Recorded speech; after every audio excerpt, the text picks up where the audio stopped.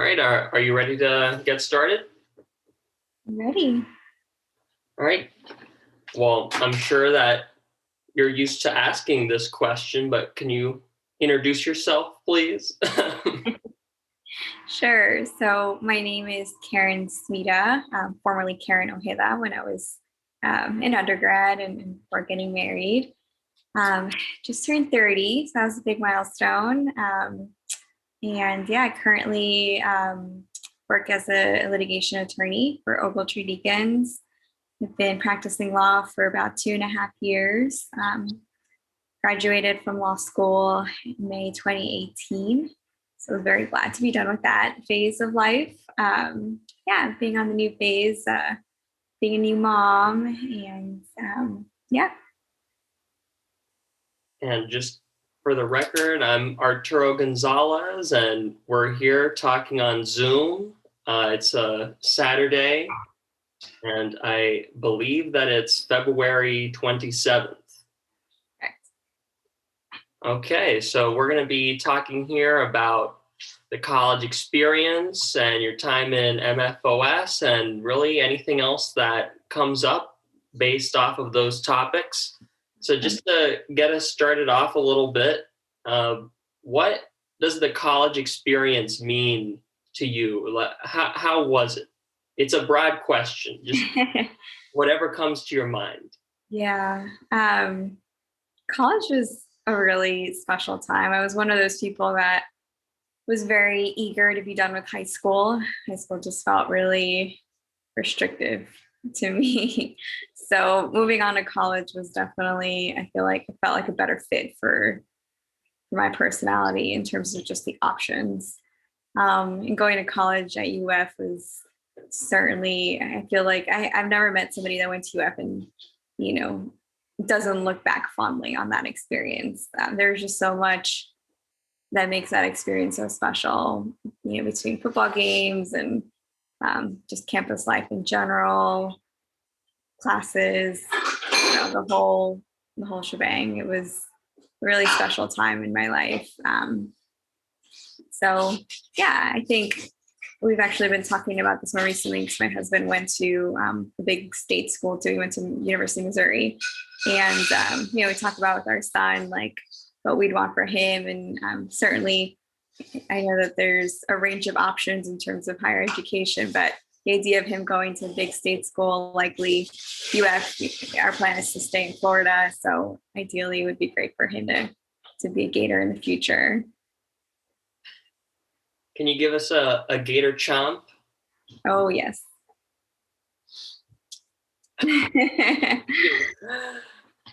So could you tell us a little bit about your high school experience so we can get an idea of where you were coming from when you came to college?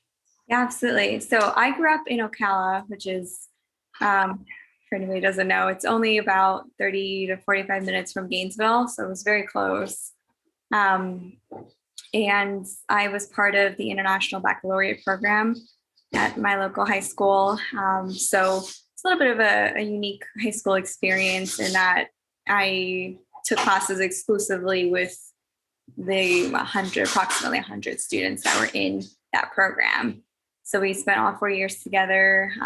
The curriculum was, according to what we were told, more rigorous. It was definitely different than I think what a lot of students experience outside of the program in terms of just the types of content and more of a international focus, I guess. And the testing was obviously another big part of the program. So in 11th and 12th grade, we were preparing for these big tests, and it was great in terms of just really getting the college credit. So it was kind of like doing a dual enrollment program in that sense without needing to take an extra step outside of the program to get that college credit.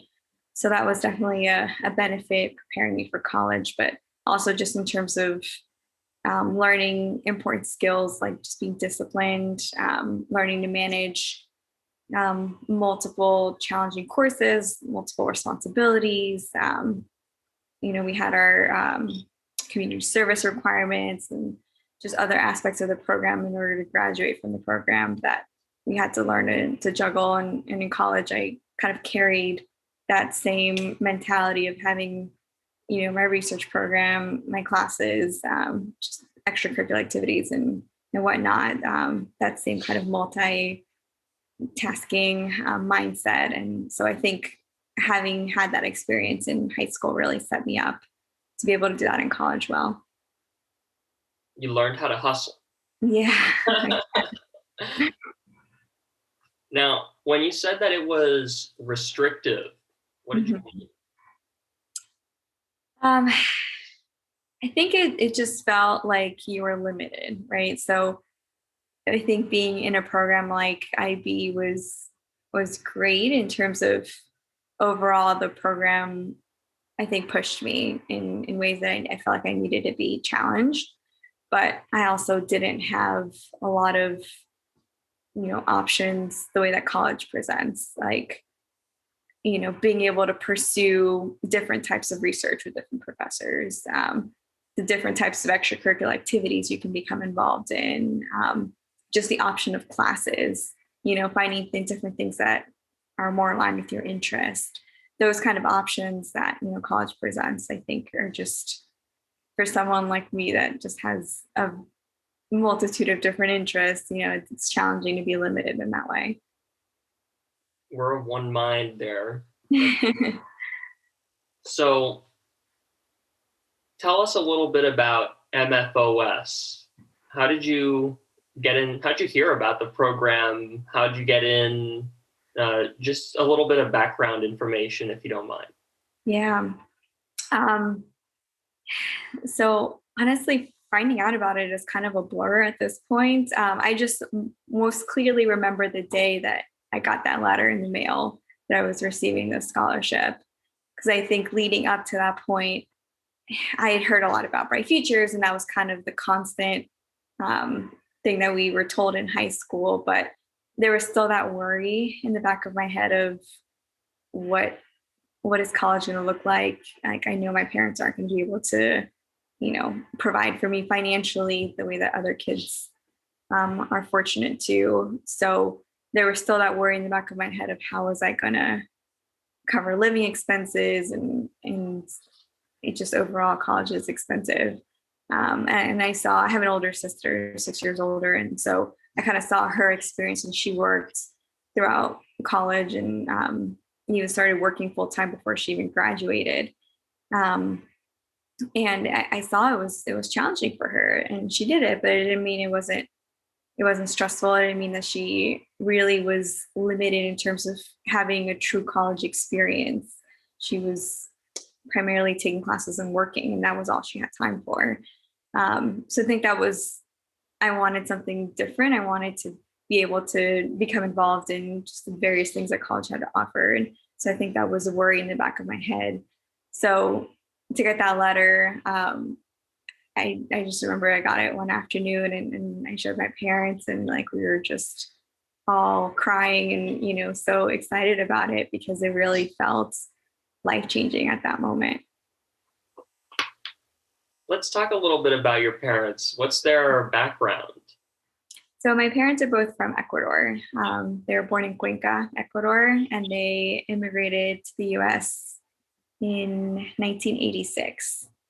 So like I said, I have an older sister, and she actually spent a decent amount of her childhood in Ecuador, and it was difficult because they came over here. They literally did not have a dollar. Like they really started from the ground up, and it took a while before they could safely bring my sister to the United States. So I didn't even recall meeting my sister until I was 5 years old. So it was a little bit of a unique story in terms of our family unit coming together. But yeah, eventually, probably similarly to a lot of other immigrant stories, but they worked hard, and they eventually, my dad eventually became a citizen, as did my mom. Actually, my mom some 20 something years later ended up going to college herself after I was already in college. So their story really is, to me, like the definition of inspiring whenever I've faced any kind of, stumbling block along my way, just kind of seeing how they've really like built their current life from the ground up, and just the level of perseverance that's required over the years for them to be able to do that has just really been an amazing testament to me. That's an amazing story. Yeah, definitely. What did they do for a living when you got into MFOS, when you were going through college? Yeah, so my dad, he's worked at Closet Maid for like 20 years or so. He's worked there for a very long time. So he was at that job, was working. So it's manufacturing. He now works more in a trainer role. It's a little more of a leadership role. Before that, he was, just, I don't remember his exact position, but and my mom, they've truly had a variety of jobs over the years. They've worked in the jewelry industry.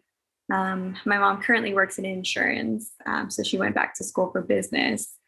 And she was working in jewelry. She was working honey baked ham at some point. So at that time, I don't recall where she was working, but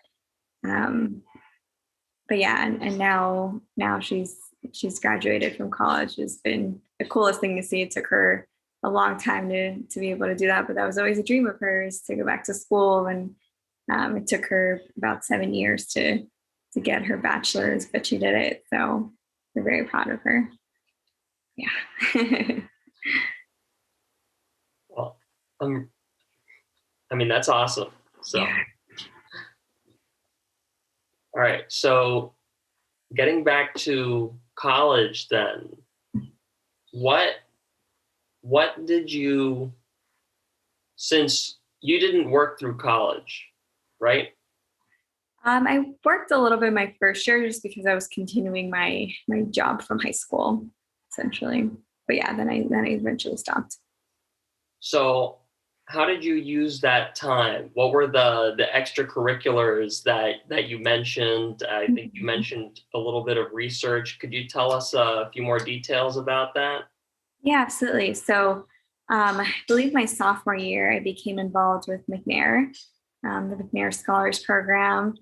And that was a really great program to be involved in. So through them is where I really started getting involved in research. So I worked with Dr. Olatunji. I don't know if she's still at UF these days, but I was doing research into counseling psychology. So that was really great. And then McNair just kind of set me up to even learn how to approach a faculty member to become involved in research, to develop your research program, research questions. All those things were new to me. I had never honestly even I didn't know anything about research. So all of it was new to me. So they were definitely a good source of support in learning everything about that world. So that was definitely a big program that I was involved in. I also was involved in a Christian sorority on campus, Theta Alpha, and in a leadership role my junior year of college. And that was also a great experience in terms of meeting girls that I'm still friends with today. And yeah, just having a great source of friends and just fun, which I think is also, not the part of the college experience that you focus on in the moment necessarily, but I think it's definitely an important one to look back on, especially where I am in life now. It's 8 years removed from college, and it's still fun to look back on those fun moments from college. So I'm trying to think of what else. I think those are the main ones that I was involved in. And I participated occasionally in recreational sports and whatnot. But yeah, in terms of organizations, those are the big ones. Were you ever part of mock trial? No, I wasn't. Yeah, no, but I did participate. Actually, I just remember that a couple of summers there was a pre-law program at the University of Iowa. So I participated in that one summer, and then the following year I was a counselor for that program. That was pretty cool. So it was meant to give you a preview of what it's like to be an attorney, but then also to be in law school, be a law student, and the different areas of law that you can focus on. So about your major and eventually becoming an attorney, and you actually went to a PhD JD program too. So when you first got to UF, did you know what you wanted to do in that sense, or did you learn what it is that you wanted to do as far as what you wanted to study and research and eventually to become an attorney? What's the journey there? I think I always had like law in the back of my head as something that was of interest, but it's something that I fought against for many years for various reasons. So initially, when I started college, psychology was my focus. It was my it was the extracurricular course that I focused on in the IB program. So I took 2 years of psychology, and I thought it was interesting. So when I started college, I was a psych major, and I ended up graduating with a psych major as well. But I also added criminology along the way. But originally, I thought of doing more counseling and pursuing that kind of career. For a semester, I even thought of pursuing psychiatry, and then I realized that history was not my thing. So that quickly ended that pursuit, which was probably a wise decision. I'm glad I didn't waste any more time on that.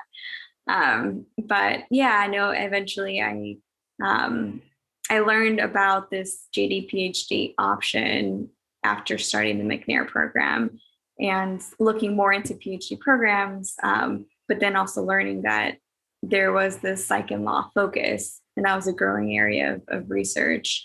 And that really felt like the right fit for me because with psychology, I mean, there's so many different areas you can go into, but my area of interest was definitely more of a legal focus.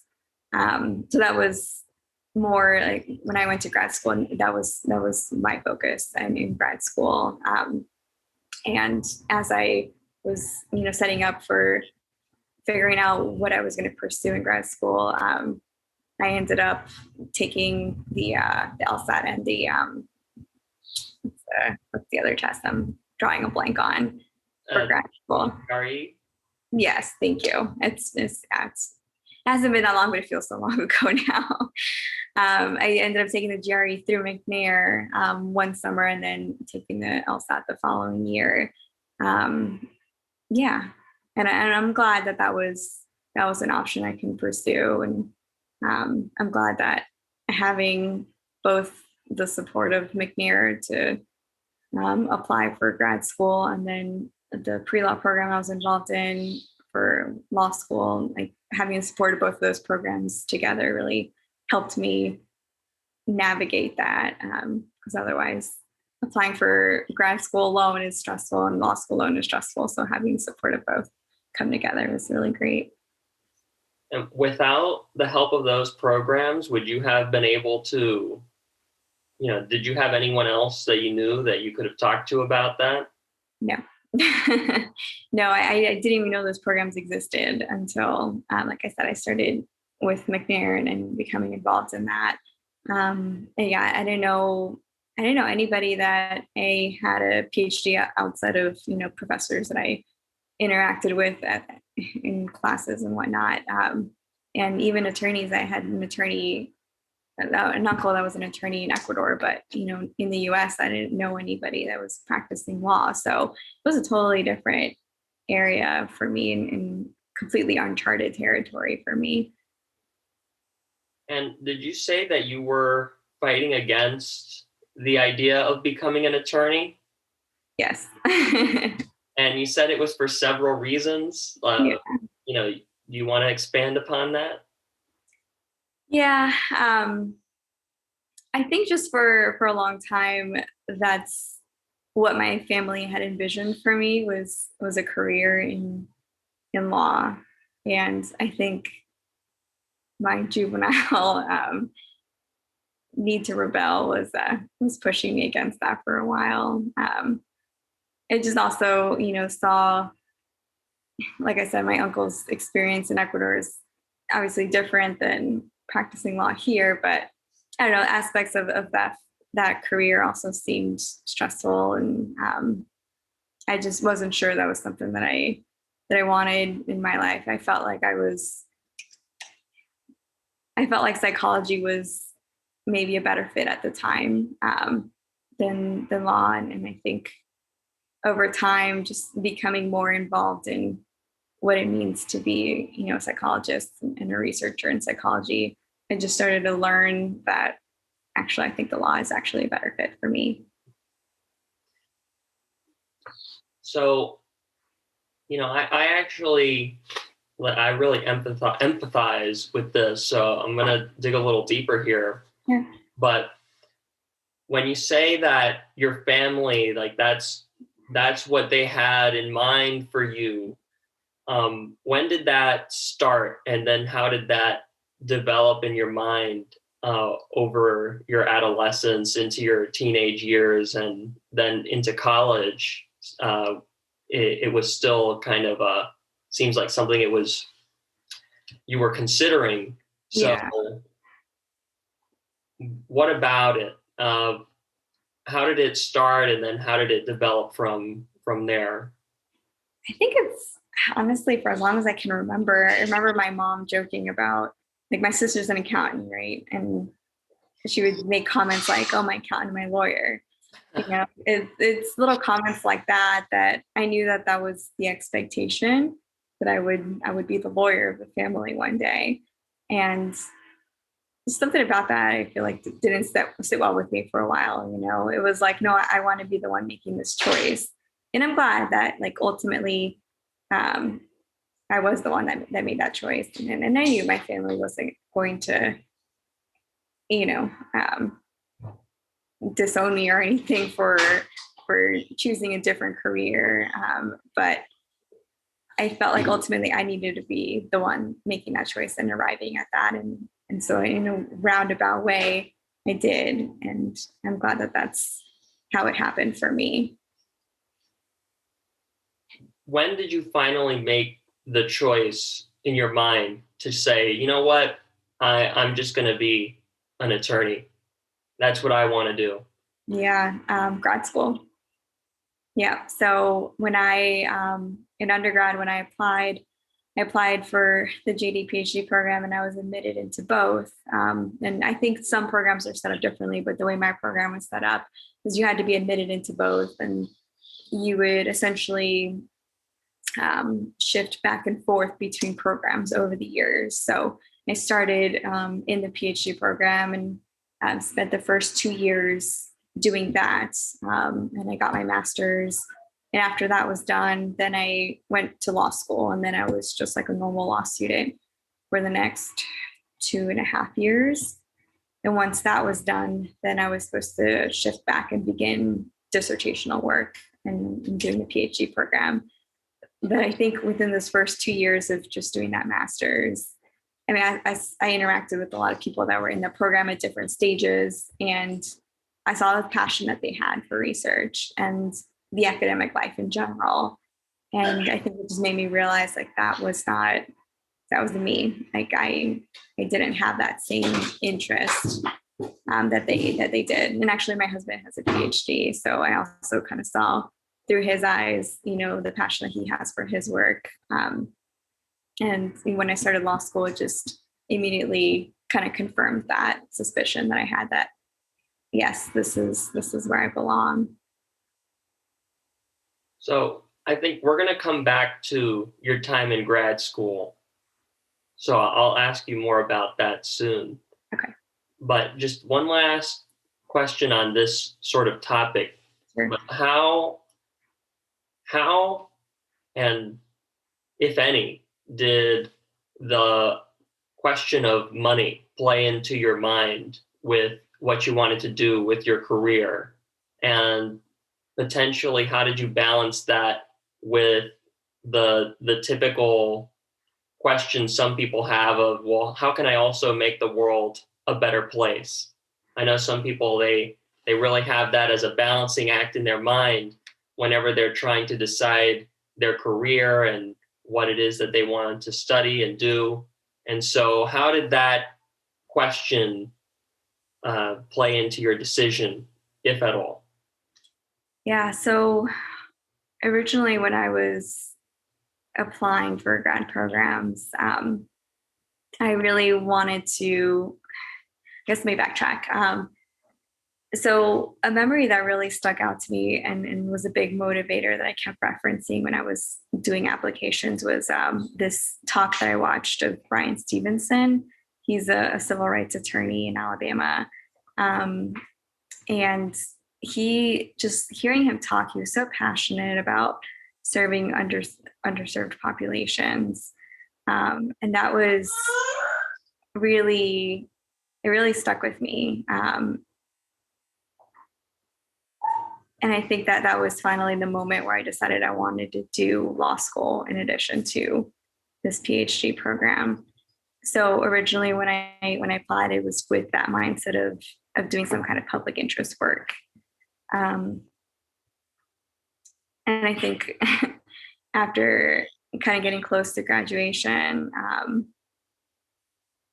I started kind of seeing what the possibilities were in terms of there's a way of giving back that's not solely working in public interest. And that was something that I was very close to until I really was in law school and kind of saw what that could look like.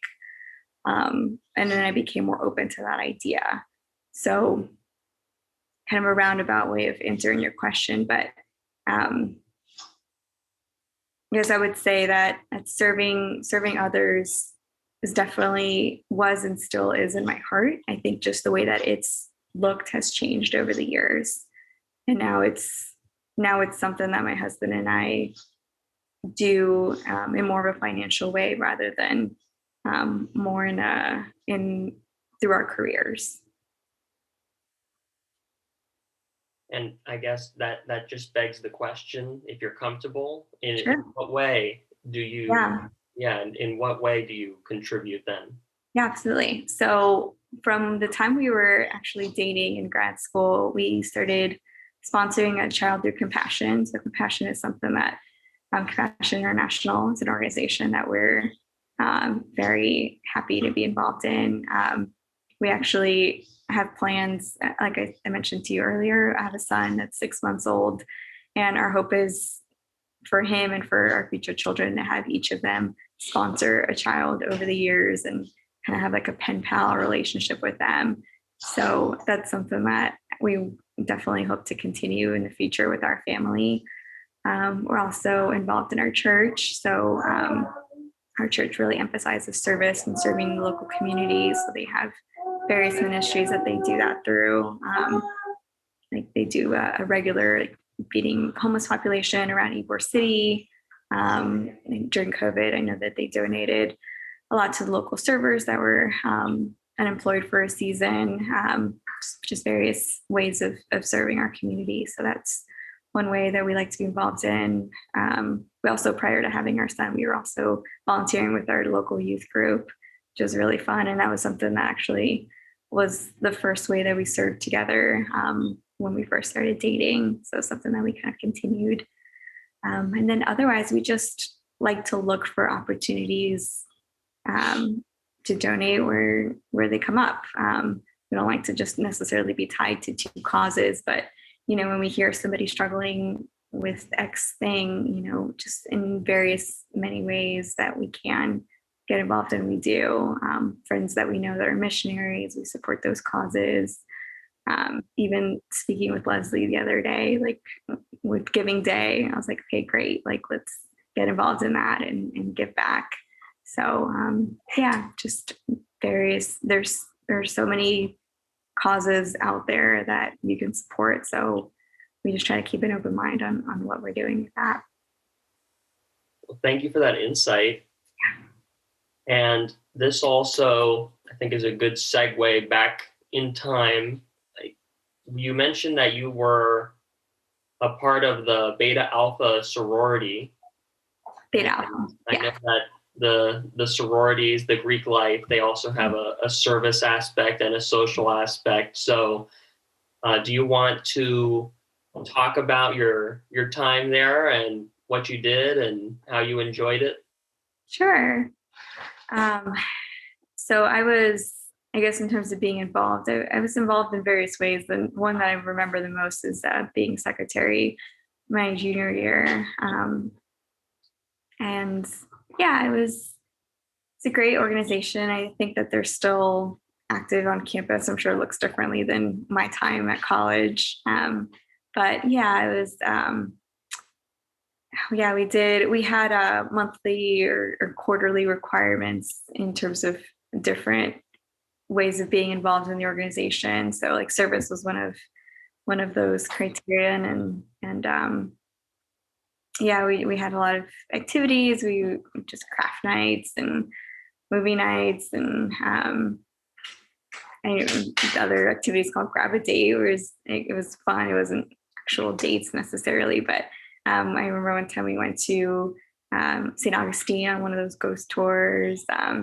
Yeah, so we did a lot of little random things like that. Worship nights.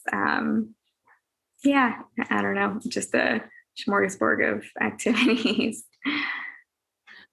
It all sounds fun. Yeah, it was fun. Any parties? Were you a party person? I dabbled in that my first year, but no, I'm not a huge party person. So, and it wasn't that type of sorority. We had more of a Christian focus. So, I mean, certainly there were girls that would like to go to a bar every now and then, but yeah, it wasn't kind of your traditional Greek life experience, I guess. Yeah. Mm-hmm.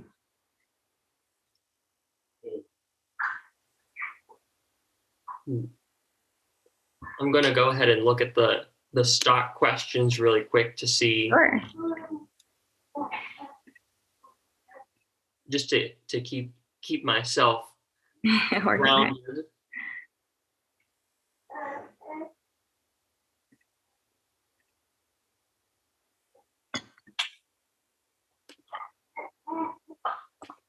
Okay, I think this is a good one.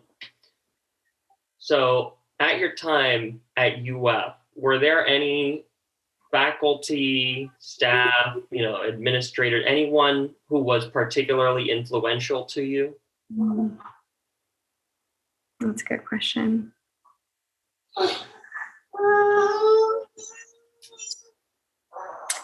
I think my research mentor was definitely influential. Dr. Olatunji. She was president of the American Counseling Association for some time, and I haven't kept in touch with her, so I have no idea where she's at now. But she just shared a lot of really good wisdom when I was considering what options to pursue post college. The JDTHD program. She connected me with someone. I think that she connected me with someone that had that degree and I could speak to in terms of how they were using it.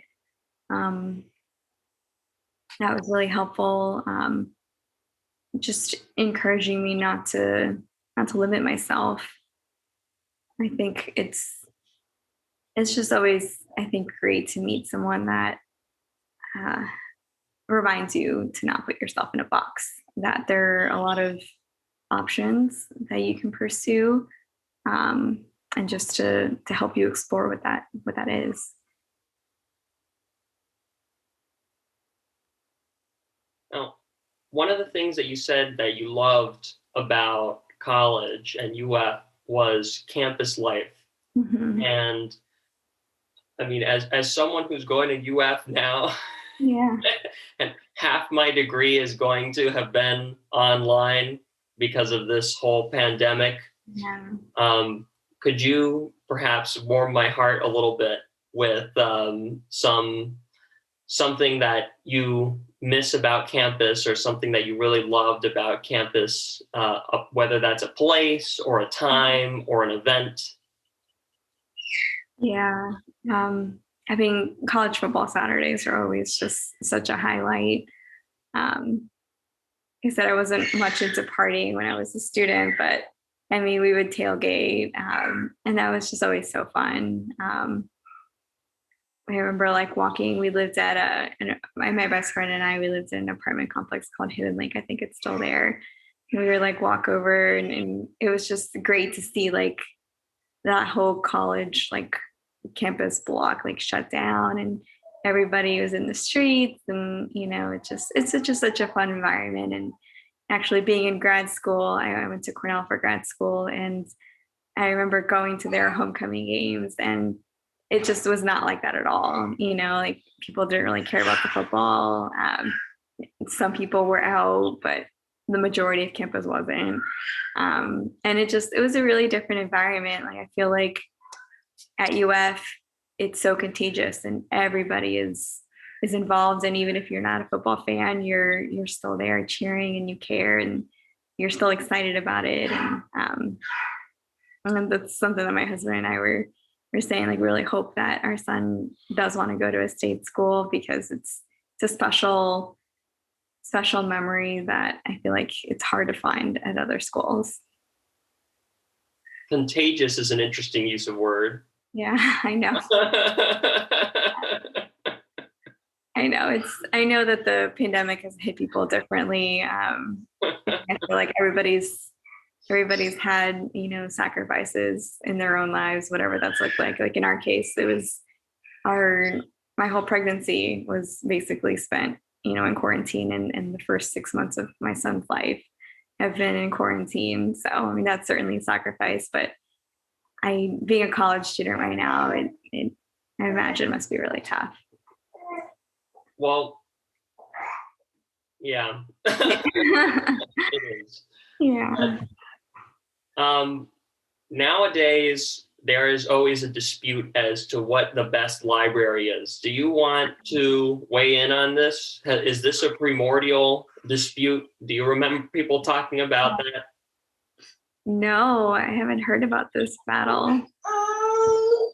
Well, do you have any opinion on which is the best library? Which is the one that you went to the most? Probably Club West. That's how we called it. I think that says it all.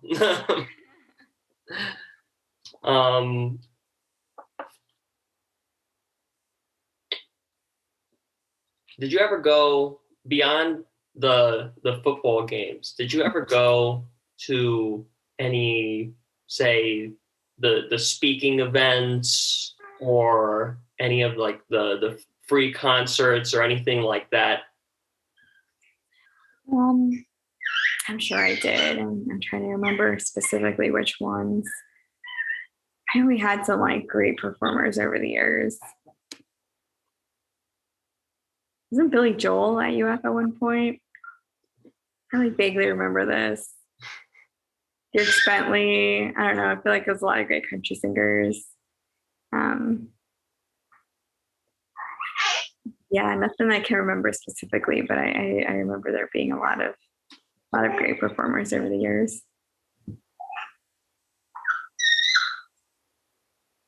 So when you finally, the time came and you graduated, can you remember what your retrospective was at the time? What did you think about your time in college? And what did you think about the fact that you had those opportunities? Like you didn't have to work and you didn't, you were able to get involved in all these extracurricular activities.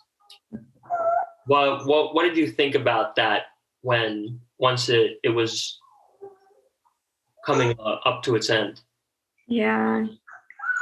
So my senior year was a little bit of a unique experience in that I was applying to grad school and law school and taking the LSAT, and I graduated early. So I graduated December 2012. So I finished both my degrees in 3.5 years, and then crammed the LSAT on top of that. So unfortunately for me, a lot of that senior year was spent a lot of that time studying, less so relaxing and enjoying. So in hindsight, I wish I would have done that a little differently, not pushed myself to graduate early, and just really slow down and soaked up that experience. I think that was my immediate reflection, because the previous few years of college were much more work-life balance. And yeah, and I looked back on that more warmly than I did my senior year. Why did you graduate early? I think it just felt like the wise move at that point, because credit-wise, I was at a place where I could, and I knew that I was going to be pursuing law school and or grad school. So it felt like, well, if I could graduate and maybe I could work, and that's what I ended up doing. I ended up working for my sister's accounting firm for a good 6 months and just saving. And like I said, my parents lived in Ocala, so I ended up moving back home for that time, and yeah, trying to minimize expenses and just saving for grad school. What was it like moving back in with your parents? It was horrible. Horrible? Yeah. Yeah. Yeah. No, I love my parents. They're great. I just, our relationship really improved when I moved out to college. And for a brief, up until the summer right before I started freshman year, I planned on living at home because we lived so close. And I think at one point, probably some bicker I had with my mom, and I was like, no, I can't do this. Like, no, we need some distance and space. And it was definitely the wise decision, because I think college would have been very different had I lived at home. So that 6-month period that you moved back home, then when you you had made the decision to leave for college, 3.5 years earlier, and then there you were back. Mm-hmm. Can you just describe a little bit, the hardships of moving back in with the family? Yeah, I mean, I think it was more tough because all my friends were still at UF. So, I would come up as much as I could, but it was just tough to still see them, obviously being college students and enjoying that stage of their lives. And they did it the right way, and just kind of enjoying senior year and slowing down a little more. But yeah, no, it was, with my family, it was tough. Just my parents being more traditional Latin parents, and my house, my rules, and yeah, learning, I guess, a little bit of like a cultural blend, I think, at that point, where I grew up here, and my parents still kind of had an old school Ecuadorian mindset about rules, and especially with girls, and until they're married and they have their husbands. That's kind of the mentality in Ecuador, the very traditional mentality in Ecuador. Like, you go from your parents' control to your husband's control. And my parents have really evolved in their thinking over the years, but I mean, it's taken time. And I think when I moved back home, we were still in that transition phase before they, I guess, acknowledged me more as an independent adult. So that old school mentality that they had, how did that work when you were still in college? Did they worry for you? Did they express that worry? Yeah, I mean, they did. It was better, obviously, when I wasn't with them all the time, in that, if I didn't get home till 11, they weren't worried, because they didn't know that I wasn't home until 11. Yeah, it was. No, right? Yeah, but I mean, even the fact that I moved out to go to college was scandalous in my family. My grandmother was horrified, because women don't leave their homes until they're married. Like, that's the thinking. So the fact that, my parents were supportive of that alone is already, an example of how they've really tried to change their thinking and how they were raised. Do you have any other examples of how this news carried across the family and what other people thought? Going to college. Yeah, going away to college. Yeah. Yeah, I would say, there was the moving out piece. I think at that time, I'm part of a, I guess, new generation in my family where there are some people that are going more to college in Ecuador. That's where the majority of my family lives. A lot of the family that I have in the United States, they don't, like, a lot of them have not gone to college. So, it was, I think growing up, I was always a good student. And so I think that was to some extent expected of me, like that nobody was really surprised. But yeah, it's just, I guess my life looked differently than a lot of the people in my family because of it. Because a lot of my cousins and whatnot, they were working since they were 18, various jobs, and my experience just looked differently. Now, do you have any friends from high school, or I guess you also said you have your cousins who they just went straight to work, and especially if they were your friends, how did that relationship evolve once you did go to college, and what did they think of you, essentially? My cousins would just, a lot of them are older than me, older male.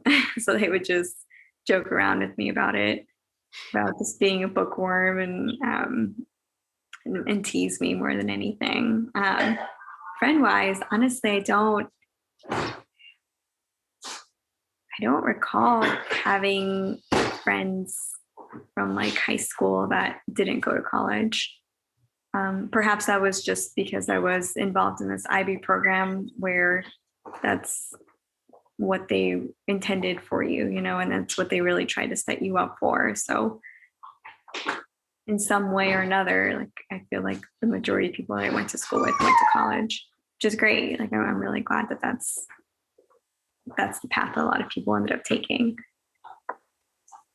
Now, just in your opinion, do you think that college has worked for you as a way of going up the socioeconomic ladder? Do you think that it has worked as a way to increase your social mobility? I guess it would be the clinical way to ask the question, but do you think that it worked for that? I couldn't be doing what I'm doing today as a career without it, so it's definitely necessary for certain career paths. I know it's kind of a debated area when you have the success story that, a college dropout and created this computer program or whatnot. But I do feel like that's more of an anomaly. And I do feel like, for the most part, college is necessary. Like you said, to move up. I know in my family, it was necessary. Both my mom's experience, my own, my sister's. Yeah. So to ask, I think to ask the obvious question, the lack of undergraduate debt, how did that affect you? Greatly. Yeah. I feel like it allowed me to really comfortably explore the various options in terms of grad and law school programs.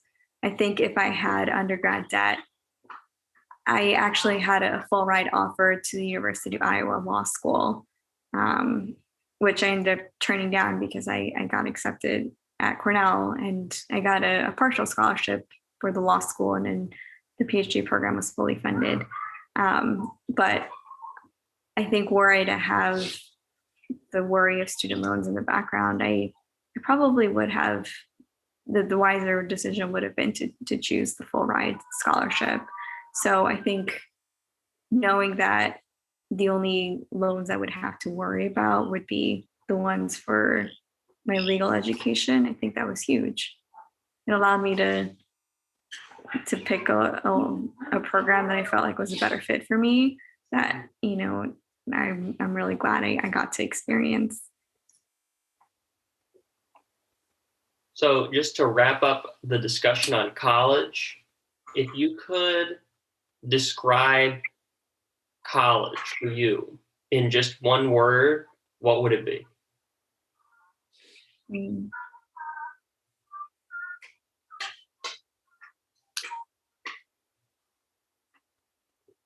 I feel like the word warm comes to mind. Warm? Yes. I don't mean temperature wise. I think I look back on my college experience warmly. There was so many good memories that I have from college, that I'm just really grateful for. And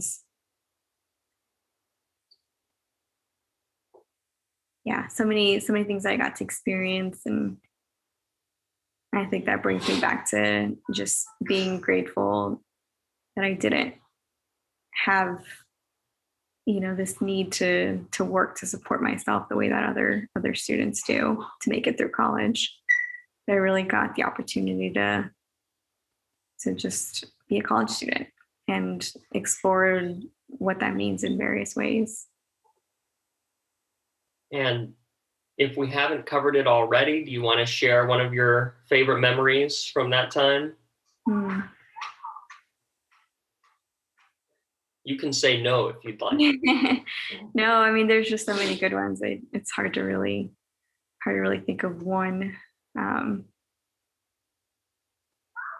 Yeah, I mean, college football games are always a fun memory. When I turned 21, that was fun.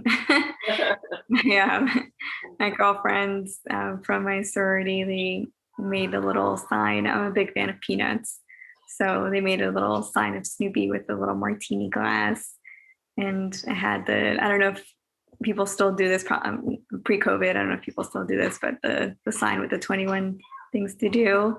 So we did that. Yeah, that was fun. Mm-hmm. All right, now we've been talking for a while now. I was going to go on to ask you about grad school. You think you still have the time and inclination for that? Yeah, that's fine. All right, I'm just going to take a sip of water. Oh. I hear you.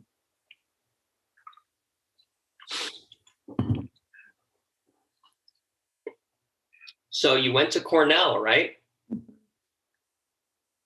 What was the difference between the big state school and an Ivy League school, both academically and socially? Gosh, that was very different. I feel like life at UF was just more laid back. I feel like life at Cornell was more stressful. And I feel like it wasn't just my own stress. I also, when I was at Cornell for 4 years, I worked with residential campus life. So I was a graduate RA essentially for 4 years. So sorry about that. So I lived with students for 4 years of my time there, and I saw like their stress, and that was contagious as well. So that was a big difference. I almost feel like the mindset was just also very different. But to some degree, I think that could also just be a reflection of the time we were in. I feel like conversations about, Black Lives Matter and sexual harassment and all that stuff it's newer discourse, I think, and not so much one that I really recall hearing a lot when I was in college. But again, that might just be more a reflection of the time rather than the environment. What was the mindset there at Cornell then? Yeah. I mean, I think it was, I guess to frame it politically, it was a much more liberal environment. So there was there were a lot more conversations about some of these topics, I think, than I experienced at UF. Yeah. Did you get along better or worse with the people there in Ithaca? I don't know if I'd frame it that way. I'd say really learned a lot. I felt like the conversations that I had in Ithaca about various topics that were really educational and mind-opening. I hadn't grown up in an environment where I was really involved in conversations like that. I also felt like I met people of various backgrounds at Cornell. There's some more, from what I experienced, I just interacted with more international students at Cornell than I did in Ithaca and at UF. So that was definitely a difference for me. So how did those conversations affect you then? If you'd like to discuss that. Yeah.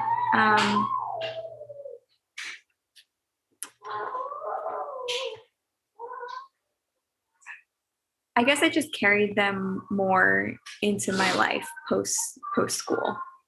So even now, I guess the way that we look at the world, I think that it's been greatly influenced by our time at Cornell.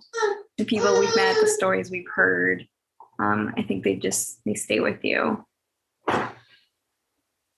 So about your studies there. So first off, can you you mentioned it earlier, but here, can you give us a little overview of how this JDTHD program was structured and what you did when you first got there and how you did one and the other? Yeah, so I started on the PhD side of things. Sorry, can you hear my son? Don't worry about it. Okay, still hungry, but my husband's taking care of it. Yeah, so I started first 2 years on the PhD side of it, did my master's, defended that, and then I switched over to law school and did that for the next, I think technically it was 2.5 years. Although my last semester at the law school, I staggered with research work as well. And then after that, go back to the PhD side of it and do dissertational work and complete that. How was your JD? Because I think that you've talked about the master's class, but how was your JD program? How did you enjoy your time there? Yeah. So it was a little, I think, different than the traditional law school experience in that I already had been at Cornell for 2 years. And at that point, I was already working as an RA. So the majority of people don't work during law school. Some schools, I think, prohibit it, but it's just in general, like, not recommended. And I understand why, because the first year is really overwhelming. But I did not heed that advice. And I worked as an RA. And I think, even though it was work and that I was on call, and, you know, if a student had an issue, I was the one that needed to address it. It was part of my job. But I also think it was really great for me to have life outside of law school, because I think it's very easy. And I think had I just started straight from undergrad to law school, I think I would have probably been in this mindset of nothing else exists but law school in this moment. And while that may be good academically, I think it's not great for your overall well-being. I think it's definitely healthy to have just that reminder that there's life outside of school, but outside of work too when you're done with school.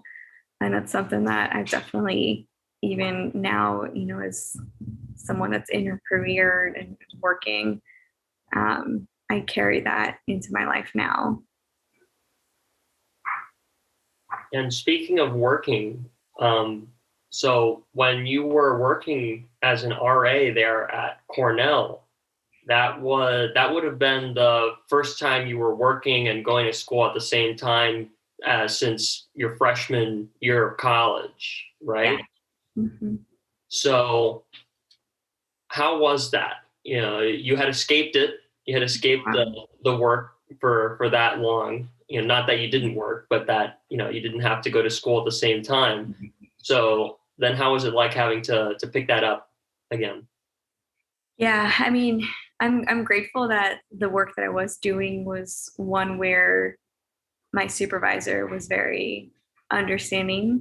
And so she tried to work with me in terms of, you know, making sure that I wasn't on call during law school exams, you know, and during that 2 to 3 week period. You know, we modified my schedule around, but I mean, there were certainly times where I was on call and I had a 7 a.m. class the next day. And then I had a student that got locked out at 3 a.m. And, you know, you had to get up and take care of it. And that was just the parts that were part of the job. And I had several weekly meetings that I had to go to, and I had to find time to fit that into my schedule, balance that with all the readings I needed to get done the next day, you know. So it definitely reintroduced the stress of time management, which I feel like I had to some degree in undergrad, just because of the various activities I was involved in, but I think it became essential when I was in law school, and I had even much more limited spare time. Now, my girlfriend is an RA. Okay. And I don't know if you know this, but the RAs of UF are one of the worst paid in the country. Bottom 10. Oh, gee. So this is for her. How did you think? Were you justly compensated? Do you think that you were paid well for the work that you did there? You know, truthfully, it wasn't. So we got like a lump sum stipend. It wasn't a lot. I think it was maybe like around 2,000 for the year. But the big compensation was, for us at least, the housing, and we got a meal plan as well. And that was, I mean, it was great. Like I loved my apartment. The food at Cornell, like they just happen to have a really great dining hall. So that was great to not have to cook. We would have been, sure. I mean, I think I wouldn't have thought like an increase in salary. But I think for me, I mean, definitely I think having the experience was very valuable, in terms of just having the support system. Like the people that I worked with, and we worked on a team, the RAs, and we just all got along very well. And they were some of my closest friends in grad school. So I think, all things considered, even though I didn't get paid a whole lot, I think I'm so glad I did it. Like it was definitely, I think, healthy for me to have had that experience, to be in that environment and just have that outside of law school. Well, it sounds like you had a good time there. Yeah. Yeah. She can't say the same. I'm sorry. Yeah. Some years, like I said, I did it for 4 years. Some years are better than others. But I'd say overall, it's a very positive experience. Yeah. So we're going to wrap up soon here, but I just have a few more questions if you don't mind. Yeah.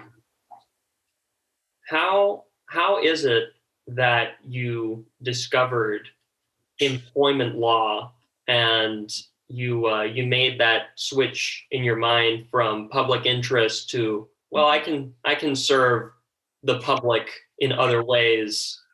So how did you go to employment law? I feel like I kind of stumbled upon employment law, truthfully. For me, when I was looking at jobs outside of school, I was mainly looking at location. That was big criteria for me because my husband finished his PhD program, and he's from Missouri, and we had talked about wanting to move closer to one of our families, and Florida happens to be good for his field. He works in he's a plant breeder, so he had connections with the professor at UF at the research station over on this coast in Wamima, Florida. So he ended up getting a postdoctoral fellowship there. And so once his career was figured out, then next step was to figure out something for me. And in Tampa obviously made the most sense to find something there. So that was its own experience, because going to law school in New York, a lot of the alumni and connections that career services have are with law firms in New York. So I was basically, again, kind of moving in uncharted territory in terms of trying to find a job in Tampa. But I ended up going to this conference for the Hispanic National Bar Association, and there I networked with some attorneys at my current job. And I learned that they have an office in Tampa, and I was like, okay, great. Let me, just try to build connections and just see if there's a possibility there. So it ended up working out. I ended up meeting with the attorneys at my job several times. I think 3 times before I finally got an offer. And yeah, it just kind of worked out. I think I had also interviewed with several other firms, but yeah, this is the one that ended up working out for me. So litigation was not originally what I had intended on doing, just because a lot of people think of litigation, at least when you're in law school, as, trial work. And a lot of cases actually don't end up going to trial. But either way, like I did record, and it wasn't my favorite experience. I'm more of a writer, and I liked my journal experience and writing briefs and whatnot. And truthfully, that's more of what I do in my day to day, but oral arguments is part of it. So I don't know. It, I guess, wasn't what I had intended when I was in law school, but it's kind of what ended up working out. And would you like to share how you and your husband met? Yeah. So we met at Cornell. He had already been there for a couple years working on his PhD. And we have different stories of when we remember meeting each other. We had the same group of friends. So I remembered meeting him at church. We ended up volunteering at the same church. He remembers meeting me at this grad student game night or something. Apparently we were playing some game and we were the last 2 in the game, and I was competitive, which I'm sure is true, but I don't remember this at all. But we ended up being friends for a year, and we started spending more time together that following summer when the World Cup was going on. And we learned that we're both sports fans. So we watched a lot of soccer together, and then college football season started and we started watching college football together, which at Cornell was very hard to find people that were into college football. So we kind of bonded over that. And then, yeah, after that, we started more of the romantic side of things. But yeah. All right. And you had mentioned a while ago now that you were still talking with Leslie. Mm-hmm. That's Dr. Pendleton to me. Yeah. But how do you still keep in contact with the old MFOS gang and the community there? Since, I mean, you're here, we're talking about it. So how do you still keep in contact? Honestly, I feel like it's more of a recent thing. I've been trying to like reconnect. And I'm glad. I feel like Leslie does a really great job of like reaching out to alumni and trying to keep those connections. Because when I was in grad school, I felt so far removed that, I mean, I kept in touch with my best friend who was also an MFOS alum. But otherwise, I didn't really keep in touch with a lot of others. But now that I'm back in the area, and I know that hopefully post-COVID world, there'll be more meetups and stuff. That's something I definitely want to be involved in more. Both her and I are both, we've said, like, in terms of giving back and donating to your school, I definitely feel like a strong connection to MFOS than UF, much more than Cornell. Just because it was so foundational for me. It really, were I not to have had that foundation, I think everything else that happened after undergrad would have looked very differently in my life. So looking back on it now, what's your retrospective on MFOS? You gave a little bit of it before, but now what do you think when you think back about how it affected you and where you are now in relation to it and all of that? So I've given this a lot of thought recently because, like I mentioned, I have a 6-month-old son, and one of the things we've been talking about recently is what are we going to do for his college and saving for that. And I don't know, it just made me think, like, I know that, he's not going to be a first generation college student, and that's already going to mean that his experience is going to be so different than mine. And I'm glad for that. I'm glad that, God willing, he'll never need a scholarship like MFOS, because hopefully we're able to break that cycle and, just started a whole new pattern for his future. And I think ultimately that's the goal of programs like this, is to, kind of break that cycle of poverty or however you want to frame it, so that future generations can build on that. And that's my hope for my kid. And that's been a really awesome reflection for me recently. All right. Well, that's going to be all of my questions. Thank you very much for your time. Yeah, thank you for doing this. This is really cool.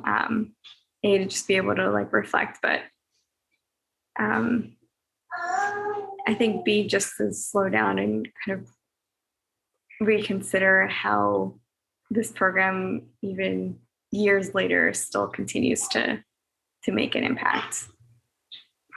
This is going to go into the archive. This is going to be held on to forever. So I was thinking, would you want to, for the final frame, get your husband and your son in here?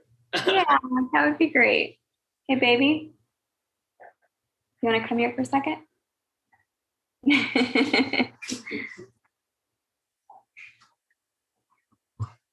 The kid's very busy on his bottle right now. Oh, so right. Oh, he needs to eat more. Okay. Hello. Hi. I don't think this will show up on the transcript. But it's a very beautiful family. Yeah. Okay. I'm going to pause the recording now, but